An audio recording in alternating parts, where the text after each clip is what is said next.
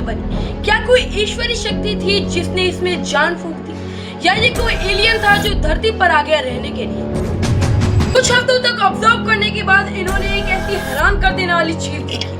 यहीं से ही जन्म हुआ सिंगल सेल्यूलर ऑर्गेनिज्म का, जो बाद में जाकर लिविंग बीइंग्स बने। लाइफ की शुरुआत धरती पर नहीं हुई बल्कि स्पेस में हुई है।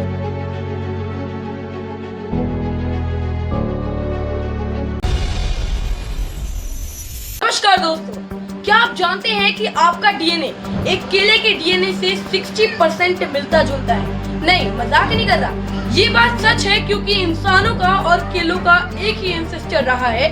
अगर आप टाइम में बहुत पीछे जाएं तो मतलब हमारे और एक केले के जो पर 100 मिलियंथ परदादा थे वो एक ही थे। इनफैक्ट ये बात सिर्फ केले के लिए नहीं है बल्कि इस दुनिया में मौजूद सभी जानवर और पेड़ पौधों के लिए है। और अगर आप टाइम में और भी पीछे जाओ, करीब 3.7 बिलियन ईयर पीछे जाओ, तो आपको पता लगेगा कि धरती पर रहने वाले सारे लिविंग ऑर्गेनिजम्स के एक ही कॉमन एंसेस्टर रहा है, लूका।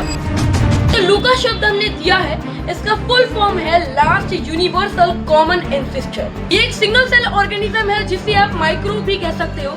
साइंटिस्ट का मानना है कि इसे गर्म जगहों में रहना बहुत ही ज्यादा पसंद है। और आज धरती पर जितने भी लिविंग थिंग्स मौजूद हैं, चाहे वो एनिमल्स हो, प्लांट्स हो, फंगी हो, एल्गी हो या फिर बैक्टीरिया ही क्यों ना हो, ये हम सारे आए सिर्फ इस एक ऑर्गेनिज्म से इवॉल्व होकर। ऐसा नहीं है कि लूका पहला लिविंग ऑर्गेनिज्म धरती पर जिंदा रहने वाला। इससे पहले भी कई लिविंग ऑर्गेनिज्म रहे होंगे, लेकिन साइंटिस्ट को ये नहीं पता कि वो कैसे दिखते हैं।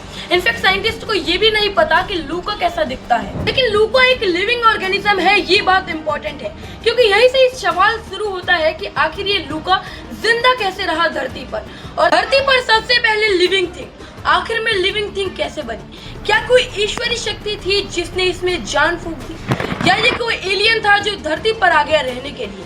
ये सवाल लाइफ के ओरिजिन का है। आखिर कैसे नॉन लिविंग मैटर, पत्थर, मिट्टी, पानी और कई सारे एलिमेंट्स कैसे बदल सकते हैं कि जीते जागते लिविंग ऑर्गेनिज्म में? आइए समझते हैं इस रहस्य को आज के इस वीडियो में।